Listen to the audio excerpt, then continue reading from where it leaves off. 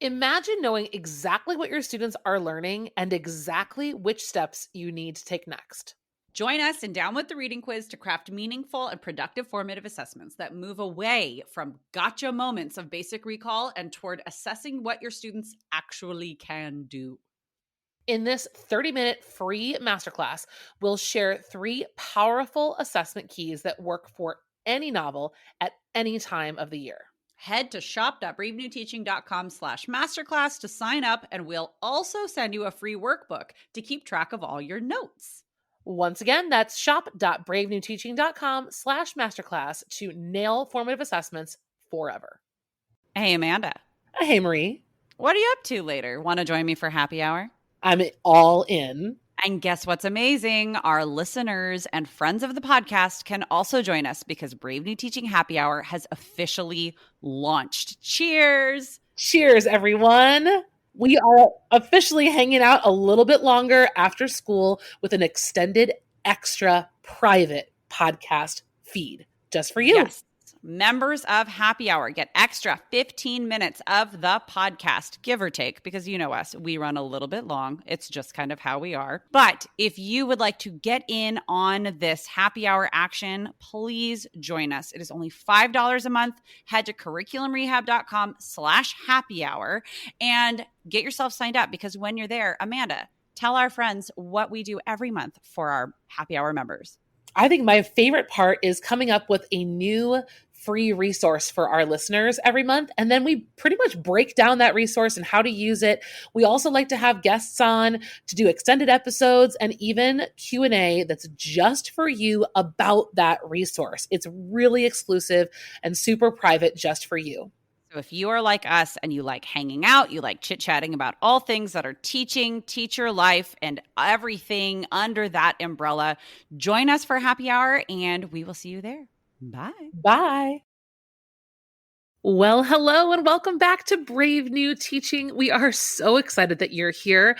It's Amanda, and I am here to introduce a part 2 of a series of interviews that we did with an incredible educator, Andrea Michelle. If you are catching this episode, but you're like, wait a second, I'm in the midst of a series, you are. This is actually part 2 of a 2-part series. So if you missed part 1, I'm going to go ahead and recommend you pause me and head back to part 1, because here's what we're up to. We are doing a unit makeover with our friend Andrea on her unit that she's got, kind of in a good spot, but could be better spot. She's been teaching night and really kind of felt like this year things were okay. They were good. The kids learned, but she came to us and said, listen, how can we make some tweaks to improve the experience for everyone, from the assessment to the experience of actually reading the memoir? What are some things that we could maybe do to step things up a bit? And so in part 1, if you head back to the episode right before this one, we went through the unit makeover process with Andrea. And we've done this before in other episodes, which we will be linking for you in these show notes. And so the idea of a unit makeover is to take something that's doing fine, but give it a fresh set of lipstick, maybe a new pair of pants, and just really put on what could make it so much better. So if you want to hear about the process, go back to the episode right before this one. But here in this episode, what we're about to do is unveil our thoughts, suggestions, and what we would do to change and improve this unit. So this episode is packed with ideas and brainstorming. Really, you're going to hear this very organic conversation between myself, Marie, and Andrea as we process through the things that she really thought needed work and adjustment. So we have all those suggestions ready for her. We're ready to tackle this unit makeover all the way down to lesson planning, backwards planning, you name it. We are ready to hop in tonight and really think about things like memory, things like potential essential questions related to memory and the trauma, and looking at pieces of history that are really, really difficult, like the Holocaust and other types of genocide. This episode is going to give you some insight into how to do this process either on your own, with a team, with your department. And I think it's going to leave you feeling energized to go take what we've done with this unit and go tackle your own units. And so without further ado, we want to lend your ear right on over to episode part 2 of the Unit Makeover with Andrea Michelle.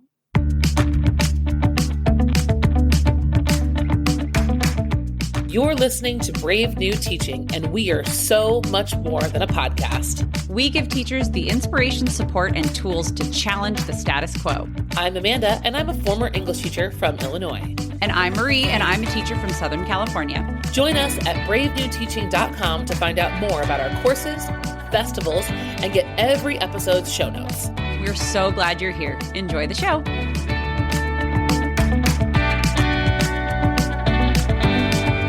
All right, friends, welcome back to part 2, as we told you in the intro, of our Unit Makeover with Andrea Michelle. You know her as Educator Andrea on social platforms. Welcome back, Andrea. Hi, glad to be back. We are very excited to continue this conversation. Amanda has been furiously writing her notes as we've been chit-chatting between takes, because listeners, we are doing part 1 and part 2 all in one fell swoop here. So we are what is it? Fell swoop. Yeah, I knew I said it wrong. Thank you, English teachers, for helping me out. Before we jump in, though, to Amanda's notebook of notes, Andrea, what are you thinking, feeling? Where are you per the end of our first conversation? I feel like I got a better idea of where we wanted to be headed about trying to give students voice in building their empathy. And now I've got like a color palette in mind, which is not something I ever had anticipated happening. But it's like strangely settling, isn't it? Yeah. Yeah, it weirdly is. Like I've heard you guys talk about that before, and I'm like, that doesn't sound like something I could do. But like through your prompting, I was able to get there. Although I still think I just described the cover of the book, but that's fine.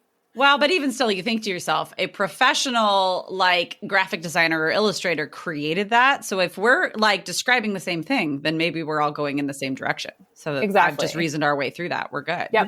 I agree. Yeah. So. Okay. I think we are ready to just jump in. Amanda, take the reins. Chomping at the bit, you guys.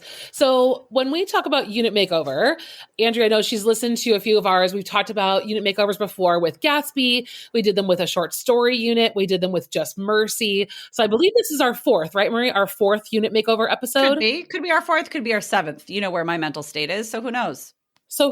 So first, quick note to everyone, like we do this often. So if this is, something that you are needing for yourself, there's more where this came from. So we will, of course, link all of that in the show notes. But there's a process that Marie and I go through, and it's something that we also offer as one of our free downloads. It's an email series that will prompt you through this process, a series of 10 emails that will come to you and kind of help you do this as a DIY if you don't have a PLC.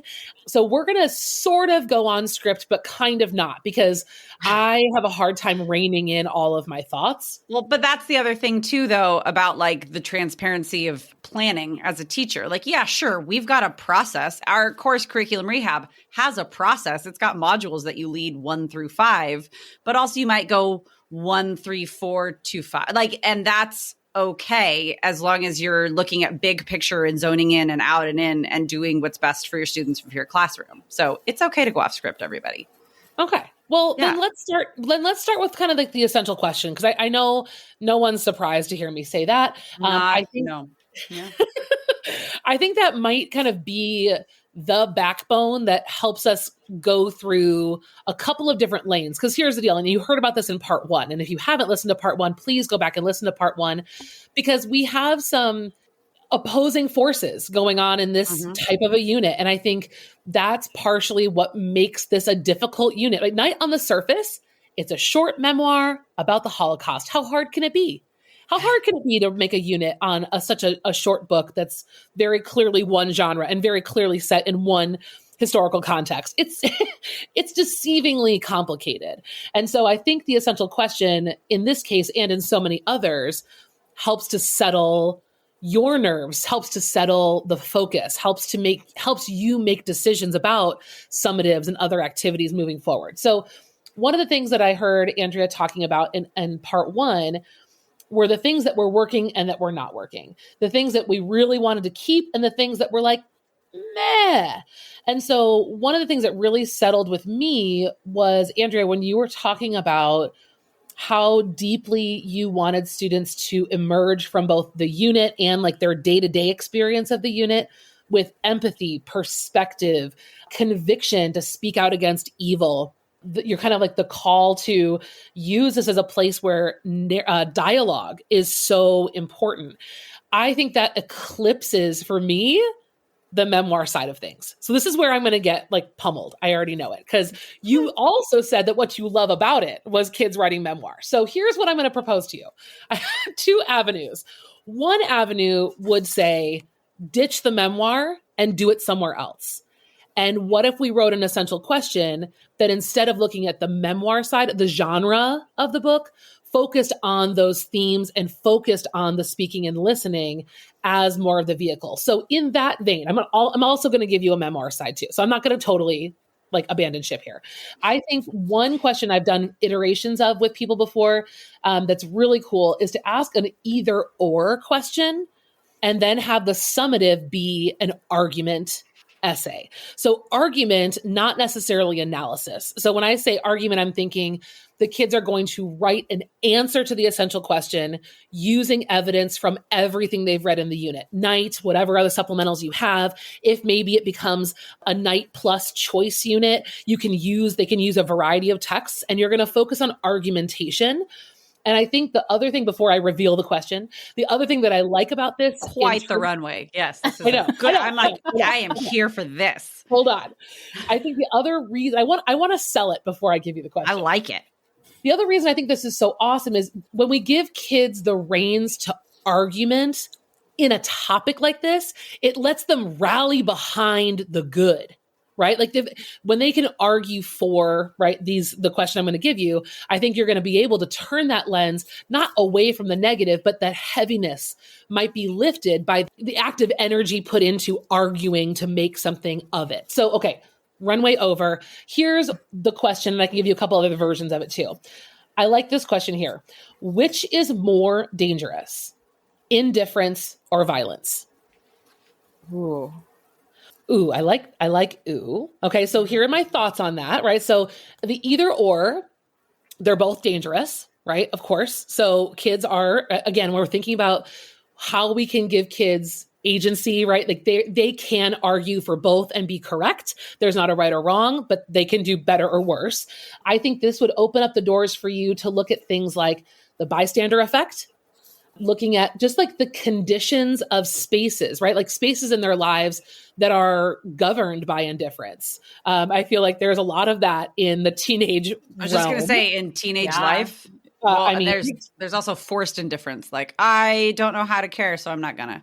Right. Yeah. Well, and then you can talk about apathy. You can talk about all those other related academic vocabulary types of words. And then looking at real violence, right? I think that this is something that we are experiencing now as we look at war. We look at like the war in Ukraine. Like, so what do we do? Like, I feel badly that that's happening to you.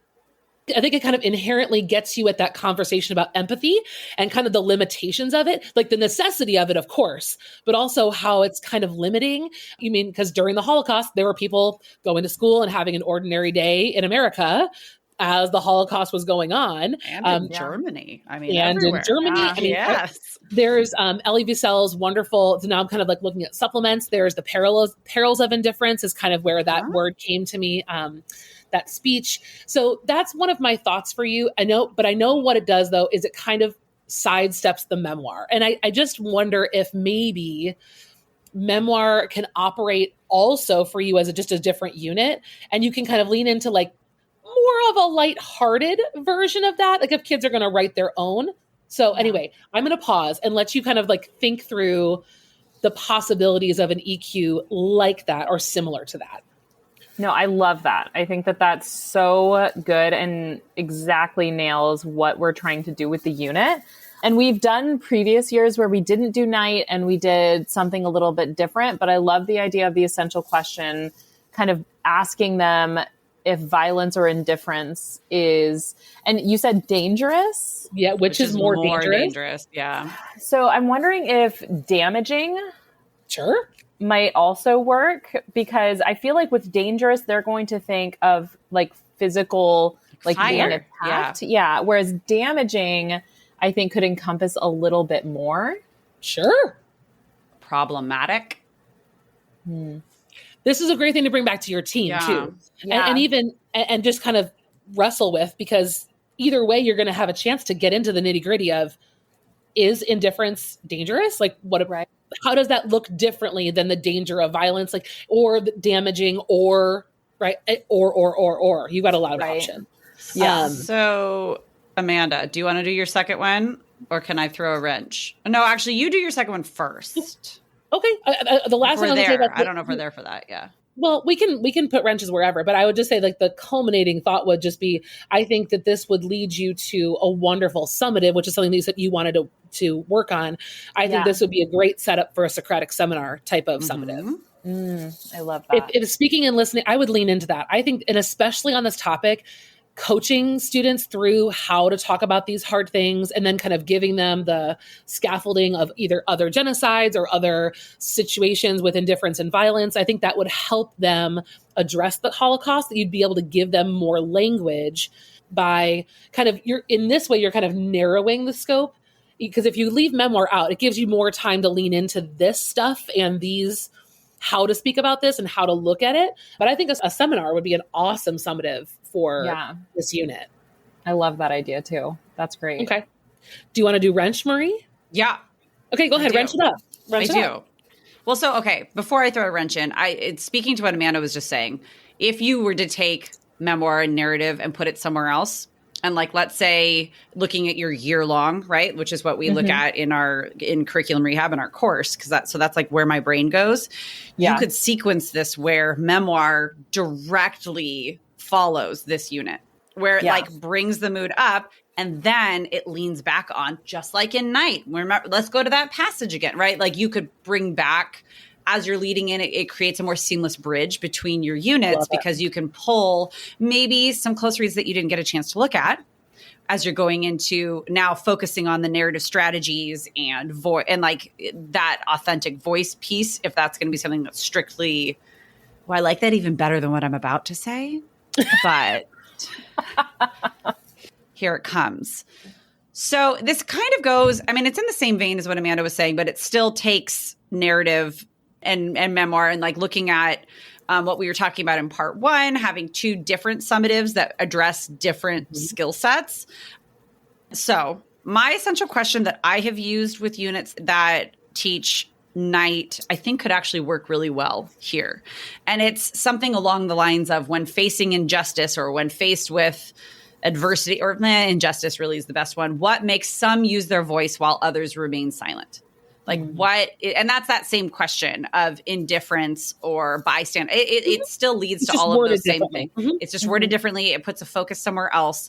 It allows the same sort of thing like Amanda was talking about with conversations to be like, so what is making some of you raise your voices right now while you remain like it brings that reflection piece to like, if I was in this situation, what would I say? Then that could lead you to a summative that has either a focus on synthesis or analysis, like straight up lit analysis where you do an FRQ, or the one pager that you do, but with a little bit more focus. And then a narrative or other creative, like poetry or some sort of a creative element. So if it's like a two-parter, right? Or you could do a synthesis piece that's a Socratic or a timed writing or a processed piece or whatever, plus something creative and narrative, depending on how you want that to go. Yeah. That's kind of my broad stroke overview. But like, as I say this, I actually think a narrative memoir unit, even small, that goes right after following something like this, would be really useful and productive for your students. Yeah. Well, and especially if we're focusing on the question of like, which one is more powerful to, or which one is more damaging or dangerous, violence or silence. I like the, oh, I like an internal I like the rhymey rhyme. Right? I like it. No, it's awesome. and kind of moving from that into like whatever it is that they have to say in their memoir, right? Like, because they've kind of established like, oh, okay, like maybe speaking out, even if it costs me something, is worth what it costs, and then giving them the opportunity then to do that, To I think speak would out be on really something. powerful. Yeah, Yeah. exactly. Yeah. Well, yeah. And it could just be that you extend this unit into something extra that wraps in narrative strategy Yeah. after the fact, right? Like after you've gotten through it. So it's just a longer piece, or I don't know. Yeah. And I mean, we usually do the writing portion alongside the reading portion, but there's nothing to say because right now it's like a 4-week unit, which Night is a short book. We could have done it a lot quicker. But it could be one of those things too, where we do Night and the writing portion kind of changes after we finish reading the book in the Socratic seminar, but the writing portion kind of continues into the next unit where they are then going to be doing maybe memoir book clubs or something like that. Sure. Where it takes like your dialectical journals and that brings that into like, look at your reflection on chapters 1, 2, and 3, because it's 9 chapters, right? Or, you know, you could like break it up somehow to have them look at that and then pose some different sorts of like questions that then they are taking their reflections from that initial read of Night and bringing it into a different context, or just kind of like furthering that reaction or something like that. Yeah, I think that would be really powerful, especially because a lot of our memoirs deal with a lot of those kinds of things, you know, because we do memoir book clubs. And so one of the ones we do is like A Long Way Gone. Another one is Distance Between Us. And so there's definitely a lot of the same themes of like the conflict between speaking out and speaking your mind and, you know, trying to fight against evil and also just your personal safety and welfare and stuff. So sure. Well, and then you can also start to bring that into different, like hearing those examples of your book clubs, you can start asking questions about with like different relationships. Like there's the very interpersonal small scale, like when it's you versus a sibling and you and a parent, like, do you speak out? What do you consider in those moments? How do you form your words, et cetera? Like that could lead to a really good narrative unit or narrative piece. Yeah. So we talked in the unit makeover process, we vision board, we talk about essential questions, we talk about assessments. We've done that already. And then the next piece would be once you decided, and I think you've decided, we want to kind of go this argumentation route, this synthesis route of either an essay or a Socratic seminar, then we would need to kind of not fill in. That's not what I mean. They are not an afterthought. I don't mean that. I mean like support. Yeah, no, she means build the structure. Yeah. Building around Night with supplementals. Marie, you've taught it a lot. Andrea, you taught it already. Are there supplementals that are right on the top of your list that are perfect for dangerous, damaging silence or violence? You said it in, I don't know if it was this one or part 1, because I've lost track of our conversation, but you were talking about like Elie Wiesel's The Perils of Indifference. That speech is phenomenal. There are quite a few, I do like using speeches when it's something that is, I mean, to go back to memoir, to go back to authentic voice, I do like using speeches and getting that first person perspective. It kind of depends on where you want to go, but there's also like if we're talking about voices being marginalized and therefore the need for amplifying voices, we can talk to censorship. We can, you know, so there's some really good articles. I like using commonlit.org for some of those nonfiction pieces that build the context and like what that will do in the long run. Like I have in front of me, I'm looking through my Night folders. I've got an article called Censorship for the People or for Controlling the People. That one's from CommonLit for those of you listening that want to find it. Or just search that on CommonLit. That specific article is fantastic for giving students the tools and like the arsenal for talking in a Socratic seminar. It gives them the vocabulary to lean on, and it gives them something to shape their thoughts about Night, to shape their thoughts about the Rwandan genocide. If you bring in different like historical events, or just to talk about life in general and like information and that sort of a thing. Andrea, what are your thoughts?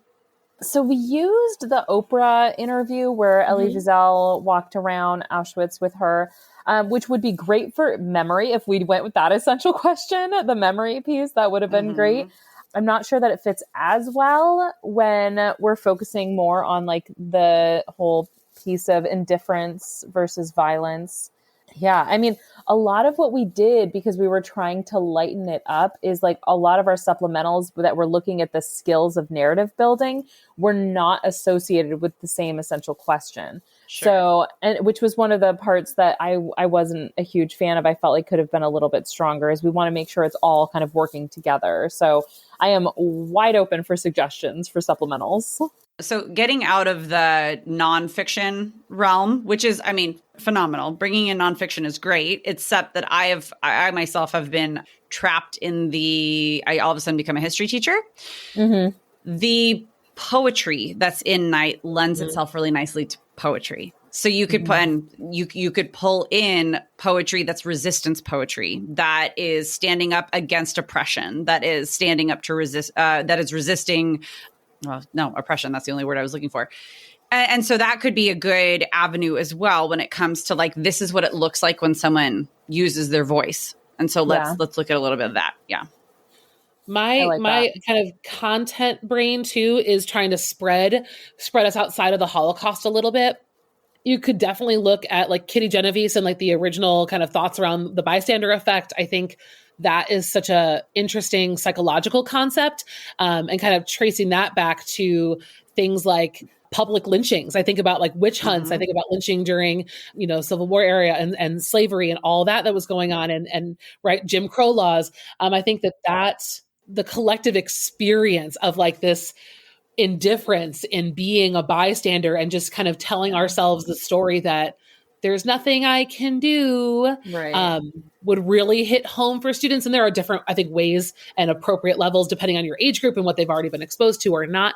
But I think that would be an interesting avenue to take on.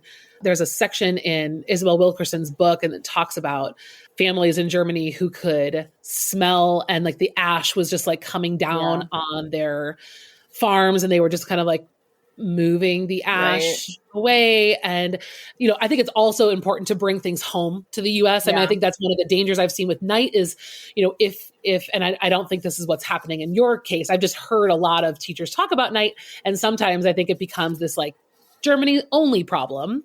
And we have no problems. Right. That was then. That was the then times. And this is the now times. Yeah. And speaking to that, I can't remember what we were reading. There was something, and lynching was brought up, and my class did not know what lynching was. And I was like, how is that? You guys are sophomores. How is that possible? But these kids during the US history year, it was COVID year.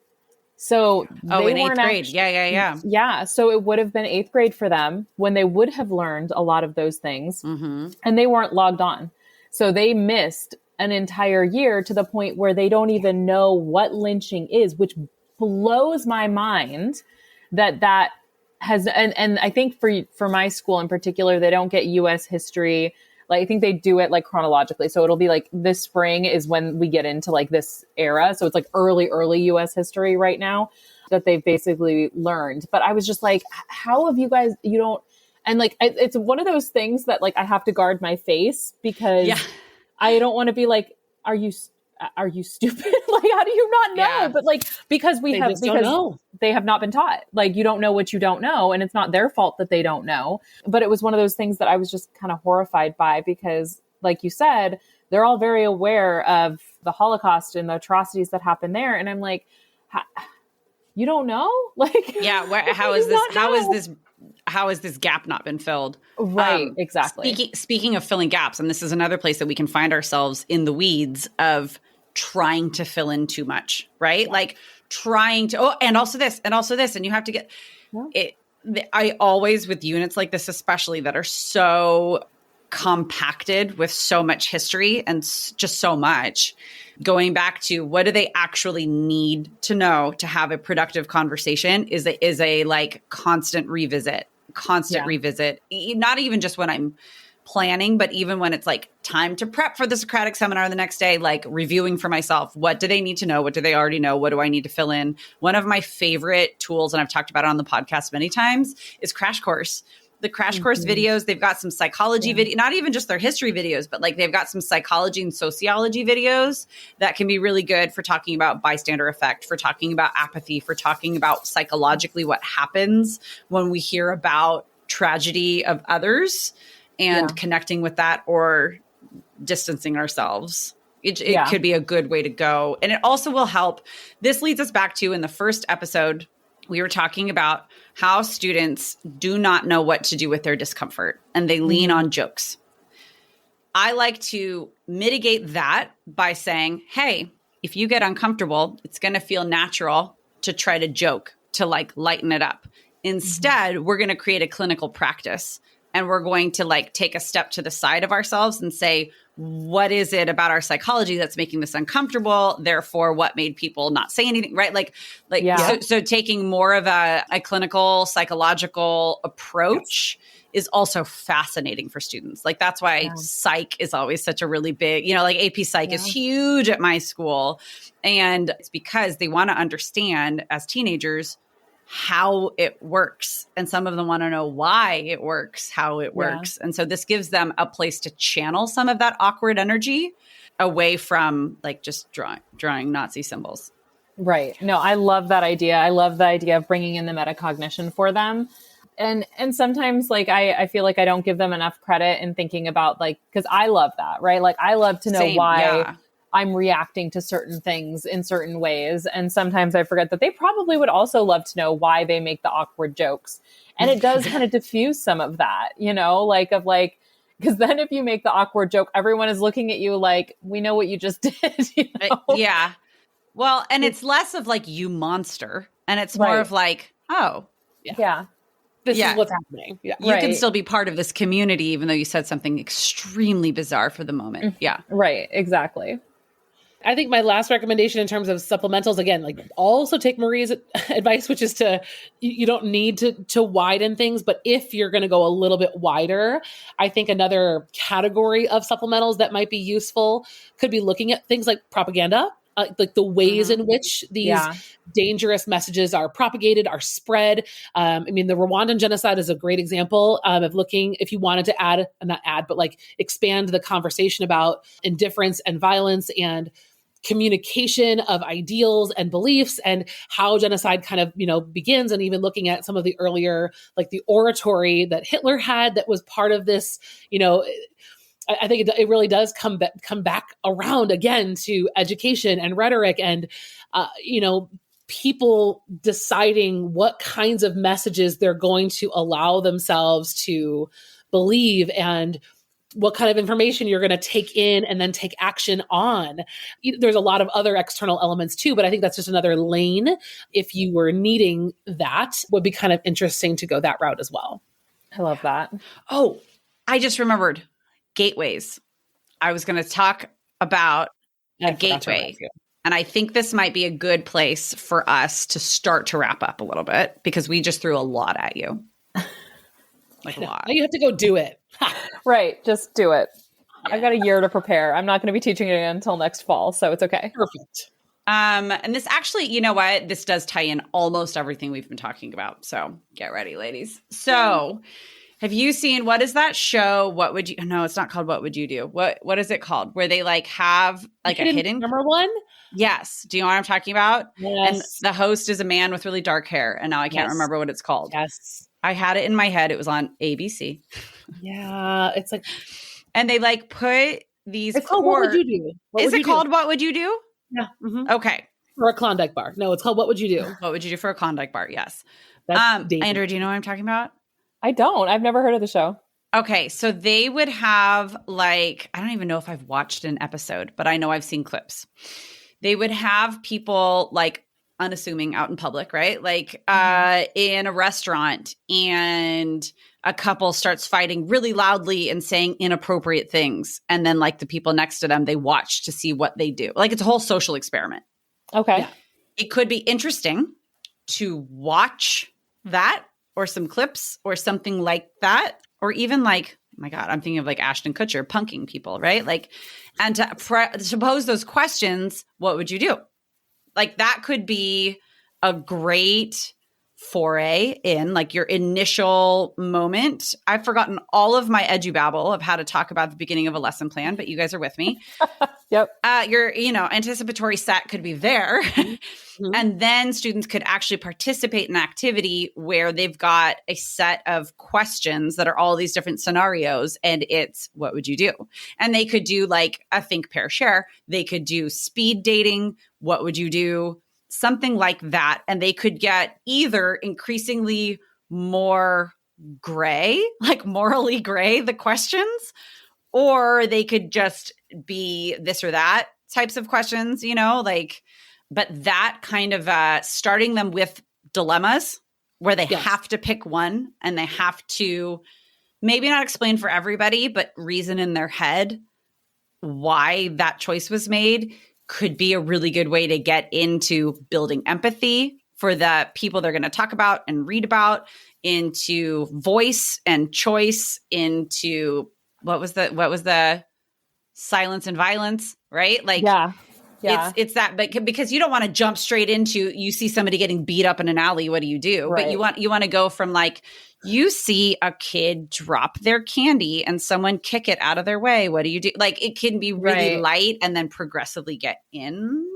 So while you were talking, I also had this idea of something I could do that would be really fun, is maybe bring in like an administrator or another teacher or something like that to do something with me where they like, maybe I'm like, hey guys, admin's just going to step in for a second. And she like, and like, I'll leave and then maybe have admin talk about like wanting to fire me or maybe like messing with my food or doing something like that. And then I come back in the room. Love it.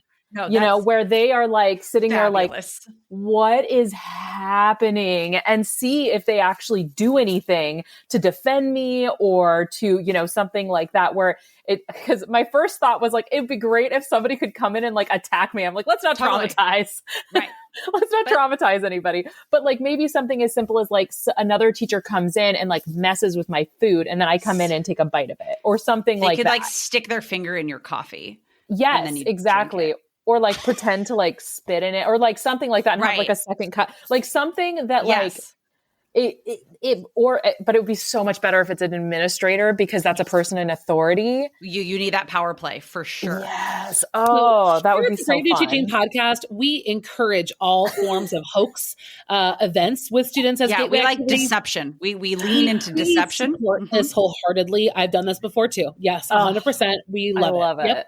It's awesome. Oh, that'd be so good. Yay. And like, I'm excited. With oh my God.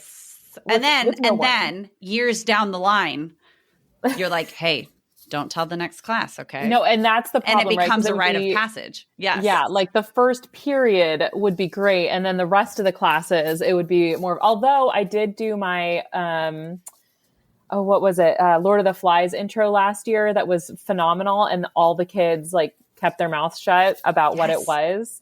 It was perfect. Yeah. Because they don't want to ruin it and they want to see everybody else get screwed with too. So I was just going to say, they want to see everybody else live in misery for 15 minutes. Yeah. Right. Exactly. My biggest fear, honestly, would be if somebody filmed it and it looked bad and they put it online or something like that.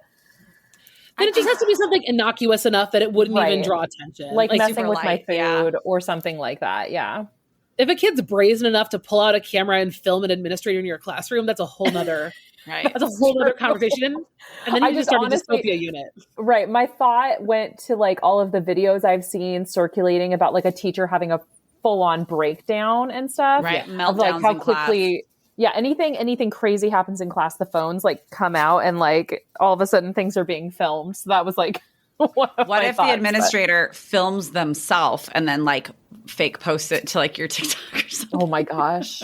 That would because the kids really know you have funny. a following. Oh yeah. 100%. And they guard their online presence. So like they value it. That could be a really low stakes, innocuous thing. Yeah. If you also could rotate, you could have 3 different administrators come in. Like then it would just be kind of like different scenarios. Or have a kid from like an earlier class come in or a senior, for one of the class periods or something like that. Oh, I gotta think about that. Okay, that's so fun. We're going to have you back so we can hear how it goes. 100%. Yes. Either way, we talk about a lot, and to kind of bring it back for everybody else, whatever Andrea decides, the golden nugget is the debrief, right? So like whatever comes, gateways can be as ludicrous as you want them to be. And it doesn't matter. Like they can also be as inane and just kind of boring. What matters is getting to a place where you can have a really good, somewhat structured debrief that launches you into that essential question the next day. So like that's kind of like the logistical part of, what Andrea was talking about with the gateway and Marie was bringing up that example. That's where we place this kind of in that whole conversation is it's got to launch us right into that EQ. So if you're trying to think about a gateway for yourself, start with that essential question. That's how you're going to bridge the, seemingly ordinary everyday as a bridge right into your unit. That's going to like sink them right there at the get-go. Absolutely. Yeah, and something that they'll remember, because I had that really great gateway last year with the Lord of the Flies unit, and I have a kid who I now teach as a 10th grader, and he was asking me to do that activity again, and I was like, "It's really cute." I know. I was like, "We can't." He's like, "That was so cool." I'm like, "Yes." Aww. When you're like, "Yeah, it was." That's right. Exactly. That's so cute. All right, I feel like this might be our spot, friends. Yeah. To tie things up, as we've just exploded with ideas and then been like, "Hey, bye." That's awesome. I know. Yes. I know. There's so much. Andrea, thank you. You have been such a great sport and like so open and just transparent and vulnerable. And thank you for sharing your classroom with us and with our listeners, because it's just such a delight, first of all, to have you. And then also to just be able to like peek into your classroom in a different way than I think you get to do often on like your own social channels, because that short form content can be really hard to get into the deep stuff. So like, thank you for spending so much time with us and for opening up to our audience. I really appreciate it. I know Amanda does, and I think our listeners do too. Yeah, this was awesome. I so appreciate the help with this unit because it was rough for me. So I'm so excited now to actually do it next year and really use all of the things we talked about. I'm super pumped. Maybe not all. We took a long time there. But you have choices now. Yes. That's right. Lots of options to bring to my PLC. And committed to the podcast waves. So that's right. Exactly. Yes. So I can just send them the episodes. Exactly. Like, here, this is what we're going to do. That's right. So we'll see you in fall 2023. Exactly. Right. And Andrea, before we go, I know we did this at the end of our first episode, but just to make sure that anybody that jumped into the second part, where can they connect with you? Where can they follow along on your journey and get all of the amazing, amazing goodness that comes out of your classroom? Because I enjoy following you and watching every day.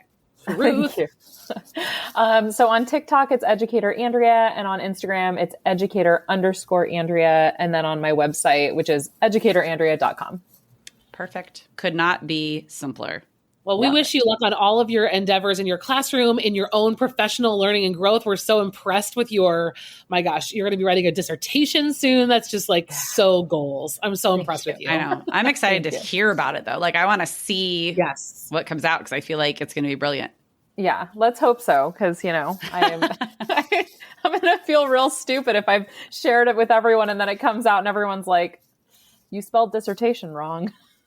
And you're like, no, I didn't. Humbling. No, I didn't. I have PhD. No way. No, I made a new word. Right.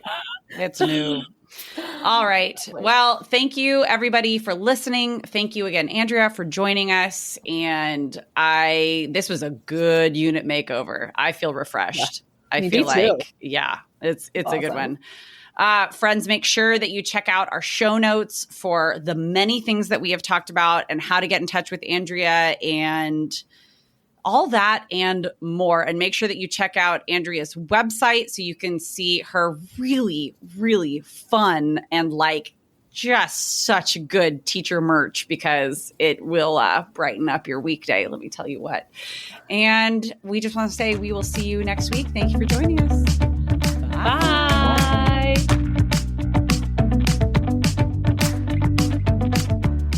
Thanks again for listening to Brave New Teaching.